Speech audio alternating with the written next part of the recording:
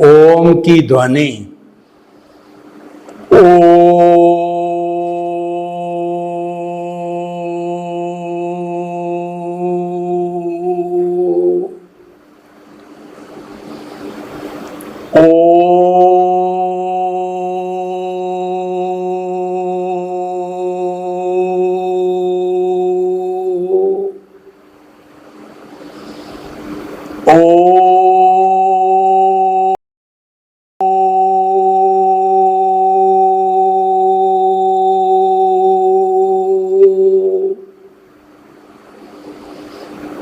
महाप्राण ध्वनि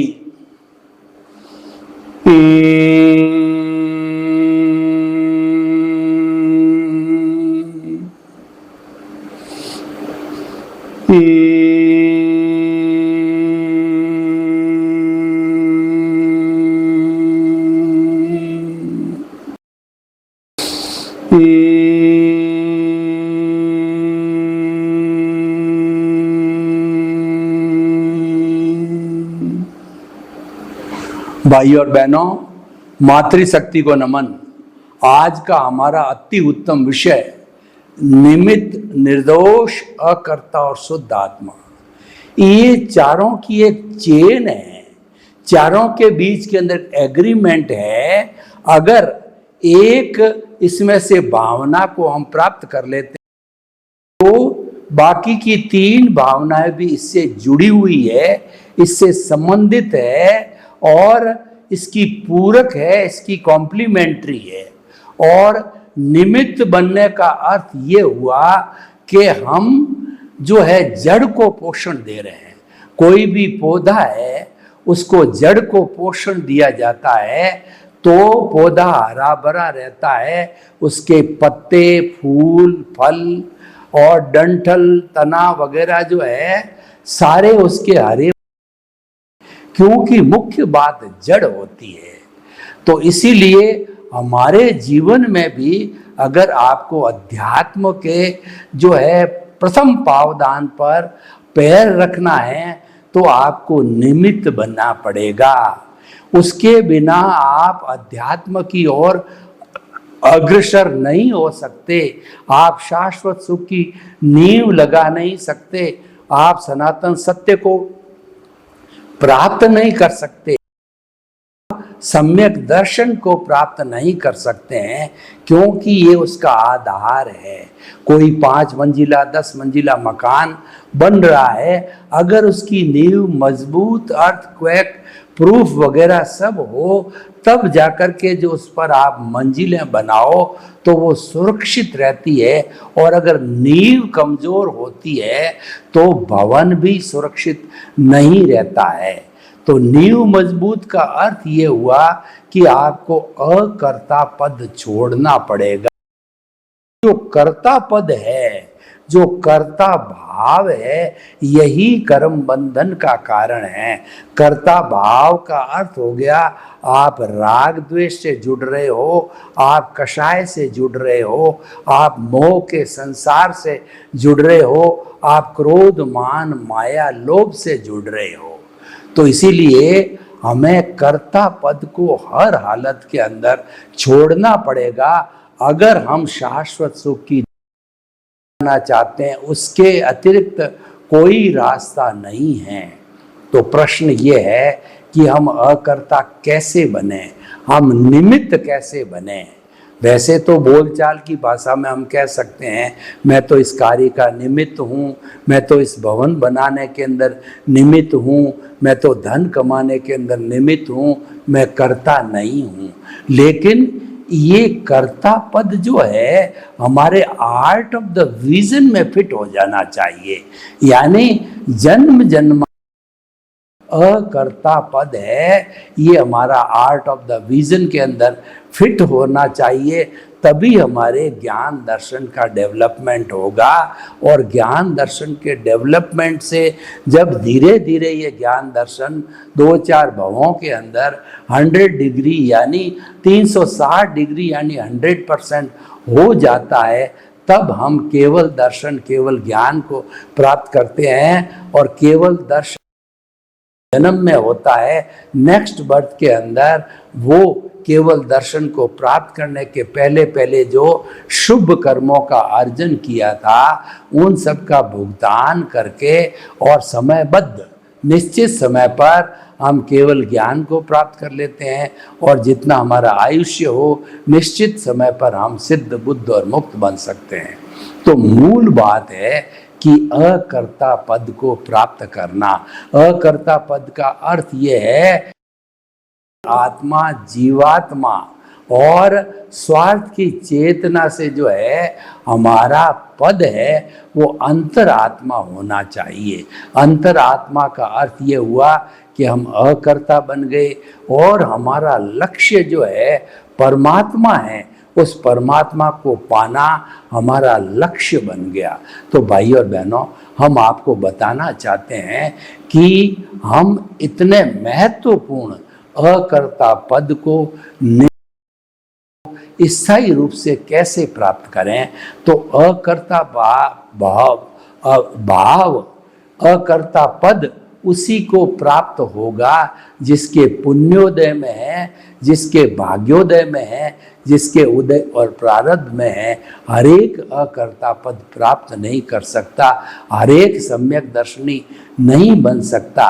और अकर्ता पद को प्राप्त करने के लिए अगर हमारे उदय में है, अगर हमारे उदय और प्रारब्ध में है तो उनकी सहायता से हमारे को कोई गुरु मिल जाएंगे। जैसे देखिए स्वामी रामकृष्ण स्वामी दयानंद सरस्वती है, दुनिया में केवल 39 ईयर्स तक ही जिए, लेकिन 39 वर्ष में उन्होंने दुनिया को वह अमोघ मंत्र दिया जिससे कि वो अमर हो गए और उनकी 100 जयंती तो मनाई जा चुकी है और न मालूम आखिर जो है कितनी जन्म जयंतियां और मनाई जाएगी। इसका कारण क्या था कि वो पिछले जन्म से अपने उदय और प्रारब्ध के साथ के अंदर गुरु का मिलना निश्चित था।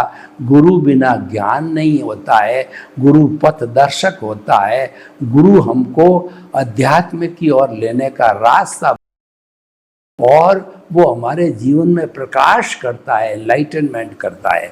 उन्होंने बहुत खोज की लेकिन उनको सदगुरु या जो है वो ज्ञानी पुरुष नहीं मिले।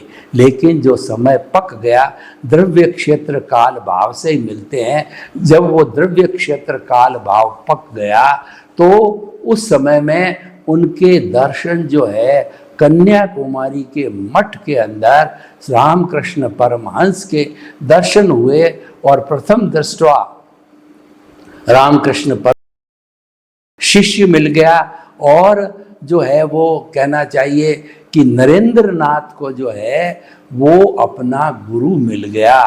तो गुरु ने जो है वो कहा नरेंद्र नाथ को कि तुम्हारे घर की आर्थिक स्थिति बहुत कमजोर है, मैं देवी का उपासक हूँ, तुम अंदर जाकर के देवी से प्रार्थना करो कि हमारे घर की ठीक करो। 2-3 बार कहा। जब वो भीतर गए तो देवी की छटा को देखते वो आर्थिक स्थिति को ठीक करने की बात भूल गए और स्वतः ही जो उनका होना था, जो उनको पाना था, जो नियत था, तो वह बोल पड़े कि देवी गॉडेस गिव मी एनलाइटनमेंट।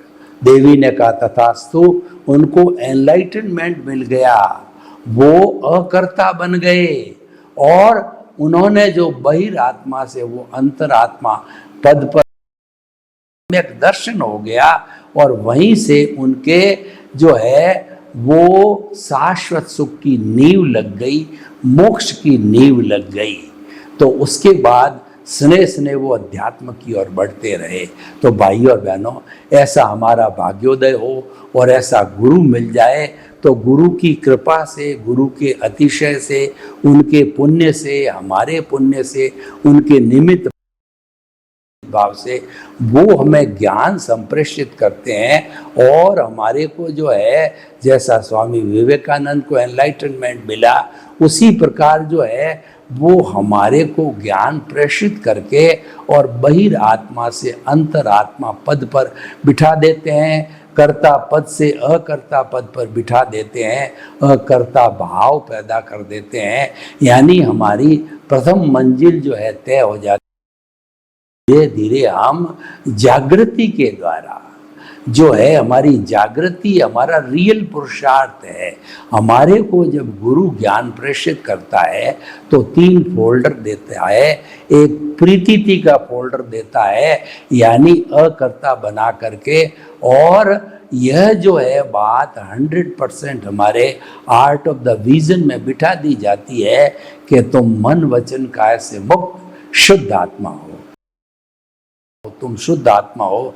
जीवन भर जन्म जन्मांतर जो है इसकी अनुभूति करते रहो, तो कुछ जन्मों के अंदर तुम्हारा जितना भी जो है कहना चाहिए कि अज्ञान है, वो अज्ञान इरेज होता होता, और साथ में जो सतत जागृति है वो बढ़ती बढ़ती पीक के ऊपर 48 मिनट्स पर मैं शुद्ध आत्मा हूँ, इस पर ध्यान केंद्रित हो जाएगा। 1 सेकंड के लिए भी ध्यान इधर उधर नहीं जाएगा। ये रियल पुरुषार्थ है। और ये पराकाष्ठा संपन्न होने पर प्रीतिथि का जो है हमारा ग्राफ 100% पर, और सतत जागृति का जो ग्राफ 100% पर आ गया, और साथ साथ में हमारा जो अनुभव 2% था वह भी बढ़ते बढ़ते 100% ग्राफ के पास पहुंच गया। 360 डिग्री का जो है हमको अनुभव हो गया, यानी आत्मा का स्पर्श होते होते हमारे को स्पष्ट वेदन हो गया, हमारे को केवल दर्शन हो। नेक्स्ट बर्थ के अंदर केवल दर्शन के पहले पहले, यानी इस जन्म के अंदर जितने हमने शुभ कर्मों का अर्जन किया है, वो नेक्स्ट बर्थ के अंदर जो है उन कर्मों को खपा करके और निश्चित तारीख पर जो है वो केवल ज्ञान प्राप्त होगा, और निश्चित तारीख को जो है जब हमारा आयुष्य कर्म समाप्त हो जाएगा तो हम सिद्ध बुद्ध और मुक्त बनेंगे। तो भाई और बहनों, अकर्ता यानी आपके मस्तिष्क में, आपके आर्ट ऑफ द विजन के अंदर एक बात ही होना चाहिए कि इस संसार की कर्ता कुदरत है, और कुदरत ही जनरेटर, ऑपरेटर और डिस्ट्रॉयर है हमारे उदय और प्रारब्ध की, और वही इस पूरे ब्रह्मांड का संचालन करने वाली है। कुदरत तो साइंटिफिक सर्कमस्टेंशियल एविडेंस से व्यवस्थित शक्ति है, और मैं तो कुदरत का सफरर हूँ, कुदरत का गेस्ट हूँ और कुदरत का यूज़र हूँ। ये बात हमारे आर्ट ऑफ द विजन के अंदर, अनुभव के अंदर आ जाती है। ये जो है अकर्ता पद से होता है, निमित्त भाव से होता है। अब हमने निमित्त भाव को पैदा कर लिया, तो साथ साथ में 3 गुण जो है हमको बोनस में रूप में ऑटोमेटिकली प्राप्त हो जाते हैं, क्योंकि जो है वो अकर्ता पद के साथ में निर्दोष जुड़ा हुआ होता है। यानी कि हमारे निमित्त भाव के कारण हमको लगता है कि पूरी सृष्टि वीतराग है और कोई व्यक्ति इस दुनिया में दोषी नहीं है। दोष तो मेरे कर्मों का कारण है, कर्मों के कारण है। वह उदय और प्रारब्ध के अधीन जो है कुदरत की जो ड्यूटी है कि वो संयोग जुटाती है। तो जिस व्यक्ति से जो है जिस व्यक्ति के साथ में हमारा लेन देन है, हमारा हिसाब है, तो कुदरत जो है उन कर्मों का भुगतान कराने के लिए, एनओसी प्राप्त करने के लिए उस व्यक्ति को हमारे सामने खड़ा कर देती है लाके। निश्चित समय पर उदय प्रारब्ध जब होता है, हम कहते हैं इस व्यक्ति को मैं तो जानता ही नहीं, इस व्यक्ति को तो जन्म से आज तक जो है मैंने कभी दुर्व्यवहार नहीं किया और कभी भी इसको धोखा नहीं दिया, तो ये मेरे को धोखा कैसे दे रहा है। परंतु वास्तव के जो है पिछले जन्म के अंदर आपने उसको धोखा दिया था, आपने यानी जो शरीर था उसने धोखा दिया था। और जो वर्तमान की हमारी आत्मा है वो आत्मा की एविडेंस थी, उसकी हाजिरी है, जिसकी कि आज भी हाजिरी है और आने वाले समय में भी हाजिरी होगी। हम हम खुद तो उस व्यक्ति को भूल सकते हैं, आत्मा नहीं भूल सकती है, कुदरत नहीं भूल सकती है। कुदरत का जो न्याय है वो हुआ सो न्याय है, बहुत सॉलिड न्याय, भूल की कोई गुंजाइश नहीं होती है।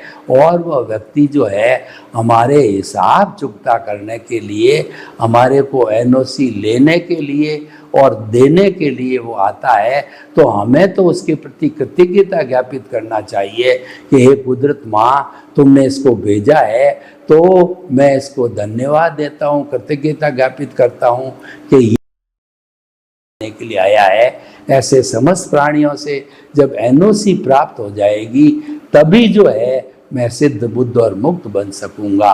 तो भाई और बहनों, ये निर्दोष बात हो गई।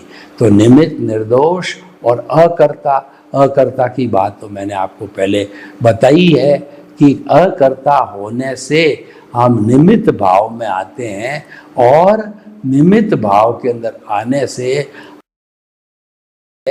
हमारा कार्य है उसके करने के जिम्मेदार होते हैं। निमित्त भाव कैसे आता है मैं आपको बताऊं कि मेरे को एक बढ़िया जो है मसालेदार चाय बनानी है, तो मैं क्या करूंगा, पत्ती लूँगा, दूध लूँगा, पानी लूँगा, भगोना लूँगा और जो है मसाला डालूँगा, अग्नि पे गरम करूँगा, चीनी डालूँगा और 4 बार उकाला लेके उसको अच्छी तरह से हिलाऊंगा। तो फिर जो उसके बाद के अंदर एक बहुत बढ़िया मसालेदार चाय मेरे को मिल जाती है। अब मैं कहता हूँ कि वो चाय मैंने बनाई, तो मैं अगर करता हूँ तो मैं कह ही नहीं सकता कि मैंने बनाई है, क्योंकि 10 कंपोनेंट्स ने मिलकर के और 10 जो वस्तुओं ने मिलकर के वो चाय बनाई है, उसमें से मैं केवल एक मेरा हाथ है खुद कहिए जिसे मैंने उकाड़े लिए है वो निमित्त बना, तो वो मेरा निमित्त भाव था। इसी तरीके से निमित्त, निर्दोष और अकर्ता, हम हर चीज़ में अपने आप को निमित्त मानने लग जाते हैं कि इस बच्चे को किसने जन्म दिया, मैं निमित्त भाव से मैंने जन्म दिया। ये धन किसने कमाया, निमित्त भाव से मैंने कमाया। ये कि निमित्त भाव से मैंने बनाया।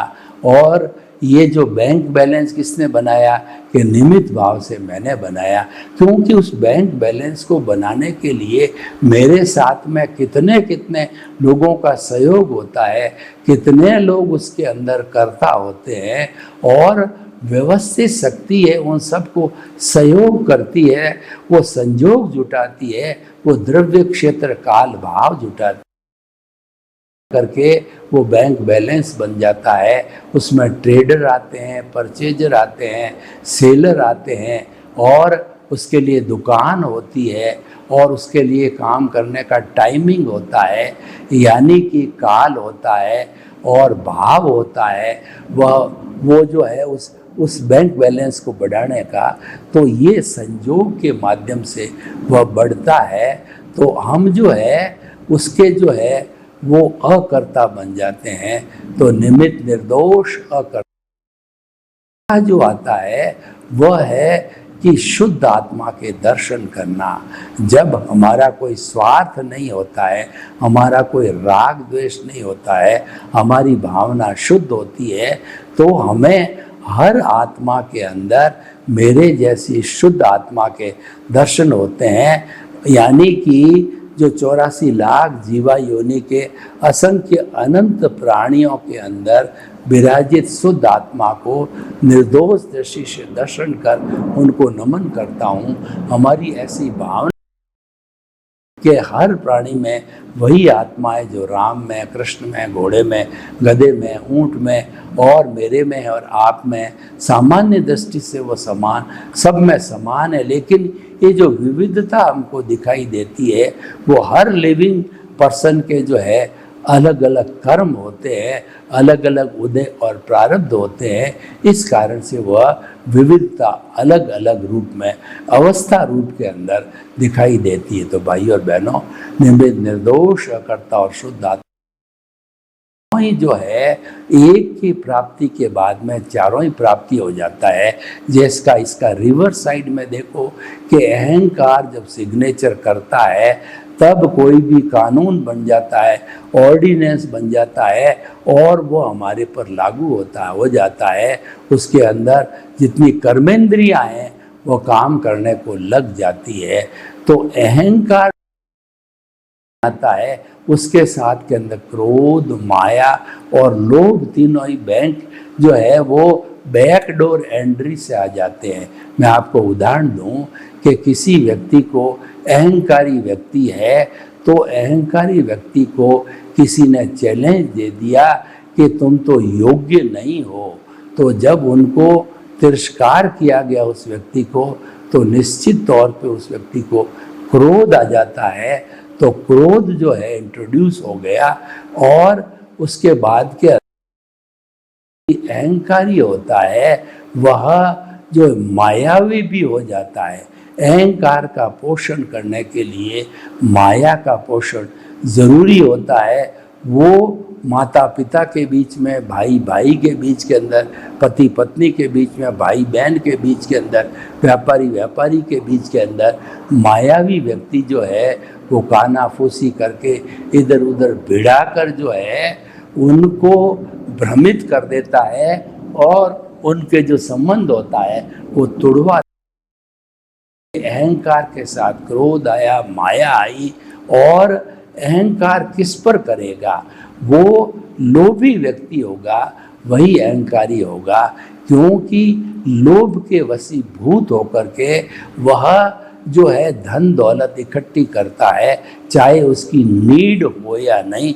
हवस के वशीभूत, ग्रीड के वशीभूत जो है वह धन दौलत इकट्ठा करता है। तो वह धन दौलत होती है, वो कौन भोगता है? वो अहंकार भोगता है। न तो हमारा है, न हमारी अक्रिया आत्मा भोगती है, वो तो अहंकार ही भोगता है। जैसे मैं आपको बताऊं कि एक तिजोरी के अंदर 1 करोड़ रुपया जो है वो भरा हुआ है, तो क्या तिजोरी उसको भोगती है? क्योंकि तिजोरी तो जो है जड़ है, उसमें तो ज्ञान दर्शन है ही नहीं है, तो फीलिंग्स करने का, भुगतने का प्रश्न ही नहीं है।